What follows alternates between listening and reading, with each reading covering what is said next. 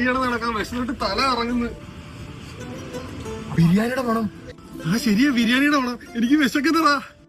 എടാ ഈ വീട്ടിൽ നടാ മണം വരുന്ന. കേറിയും കഴിച്ചാലാ. പരിചയമില്ലാത്ത സ്ഥലമാ, കുണ്ടി അടിച്ച് പൊളിക്കവര്. കുട്ടി പൊളിക്കാൻ എന്താ, നമുക്ക് ബിരിയാണി കിട്ടത്തില്ലേ? എനിക്ക് ബിരിയാണി വേണം. നീ ഒന്ന് പൊരുത്തപ്പെട്ട്, ഞാനൊന്ന് ആലോചിക്കട്ടെ. അറബിയുടെ ഉടുപ്പ്. എടാ ഒരു വഴിയുണ്ട്, കട്ടയ്ക്ക് കൂടെ വയ്ക്കാവോ? കട്ടള പോലെ നിൽക്കും ഞാൻ. എന്നാ വാ.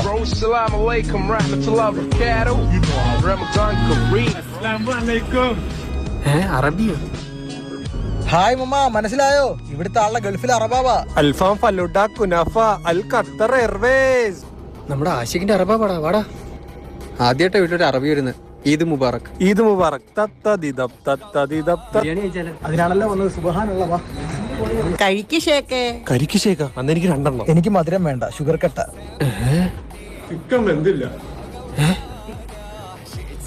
ചിക്കൻ വെന്തില്ല എന്ന് പറഞ്ഞാൽ അറബിയുടെ ഒരു ഡിഷാണ്. അതിന്റെ അതേ ടേസ്റ്റ് എന്ന് പറയായിരുന്നല്ലേ? ഷേഖിന്റെ വീട്ടിൽ ആരൊക്കെ ഉണ്ട്? ഷേഖേ, എന്റെ പണ്ട് തൊട്ടുള്ള സംശയം, അവിടുത്തെ രാജാവാരാണ്? ഞാൻ ചോദിക്കാം. ഷേഖിന്റെ പേരെന്തുവാ? ഗോപു നായർ. ഗോപു നായരോ? അറബിയിലെവിടാ നായര്? ഗൾഫിലെ നായർ കുടുംബത്തിൽപ്പെട്ടതാ. ഷേഖിന്റെ അച്ഛനൊക്കെ ഭയങ്കര നായരാ. സ്വന്തമായിട്ട് ഇല്ലൊക്കെ ഉണ്ട്, ഇല്ലേ ഷേഖെ?